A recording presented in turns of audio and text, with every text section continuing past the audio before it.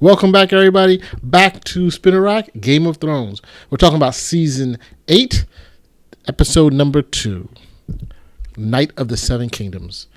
Man, I gotta say, this is one of my favorite episodes. I loved it from beginning to end. I mean, halfway through this, I was like, oh, could there be any more reveals?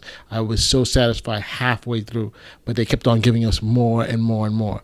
It was fantastic. Normally I love the battles and the killing and the destruction and the fighting scenes, but this was just a great piece where they just sat down and had the characters meet and talk.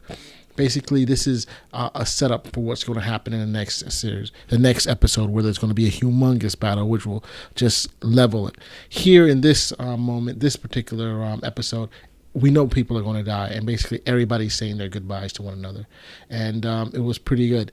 This one was called Night of the Seven Kingdoms, and if you are familiar with the Hedge Knight, there's a book, Night of the Seven Kingdoms, which brings the books together and talks about Brienne's potential ancestor, Dunk. So, I mean, that's something to look at if you're interested in that. But she gets knighted, and that's one of the reasons you get the title, the Knight of the Seven Kingdoms. She's knighted by Jaimie. Because basically a knight can knight another person, can make a person a knight. That's the rules, right? As long as you got witnesses and you can prove it. So Brienne, of course, who could be more worthy than her? She's done all the things that a knight needs to do. But hey, before we're getting out of hand, let's talk about what happened. Jaimie basically appears in the north, and in the commercial we think he's in a trial, but it is a trial. He gets brought before Sansa, Dany, and Jon, and basically Brienne stands up for him. And so, even though Dany wants to kill him or seriously do something to him, he's able to get away with that because Brienne stands up to him, and Sansa, since she trusts Brienne with her life, basically allows that. And of course, Jon, he doesn't care. He just wants more bodies to fight the dead. So, he basically is able to live and able to walk around and use his sword. He's going to join the battle. So, I mean, later on, like I said, he knights Brienne. Another thing that happened in this episode that was pretty big is that, we finally get this. If you're a fan of Arya, and I'm not a huge fan of Arya, I don't think she's going to live that long, but, there's been this huge group of people who are huge Arya fans in Gendry, and they finally got together. So that's something for them. We also see, Little Bear and Mormont actually get into a conversation where he's trying to tell her, hey, get back into the get below into the crypts. And she's like, yo, she's a kick-ass warrior. I'm a warrior. I'm the lady of Bear Island, and I can do what I want. She doesn't basically say that, but that's the gist of the conversation. It was pretty cool.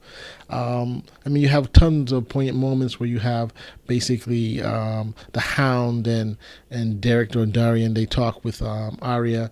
You have Sansa and Dany get together, and at one point you think they're going to make peace with one another, but it actually turns out differently. You've got to watch it. I mean, I got to say, the young lady that plays Sansa is doing a fantastic job this season. She's tough as nails, and she's definitely get her point across. She is the Ice Queen embodied, while Dany is the heated dragon. This episode is just chock full of stuff. Theon comes back to the north. He's ready to do it. He's going to basically guard with the men from the Iron Isle. They're going to guard Bran as they treat him as bait for the Night King to come and get him. So, I mean, that's pretty interesting there. The guy who everybody thought had killed Bran and had sacked their home is now the guy who's going to guard him against the Night King.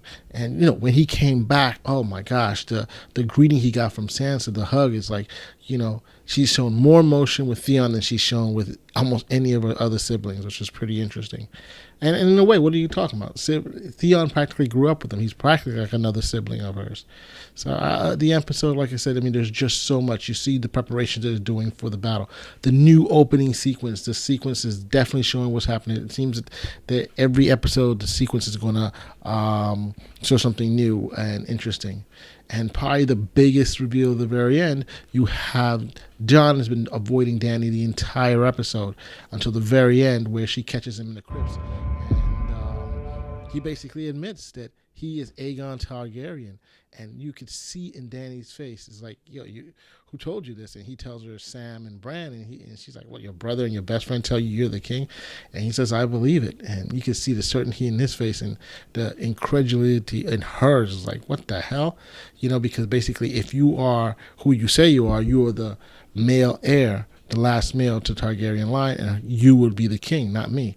And so you could see that, warring against her. And what's more important, getting this job done against the North, or is it the having her crown? And this is something she's been pursuing for such a long time. I don't know how this is going to work, but hey, look, this is a fantastic episode. I just had to put this out here and probably give you some more details with some stuff later on this week. But if you like what I'm doing, thumbs up, give me comments, and hope to see you out there. Spin Rack out.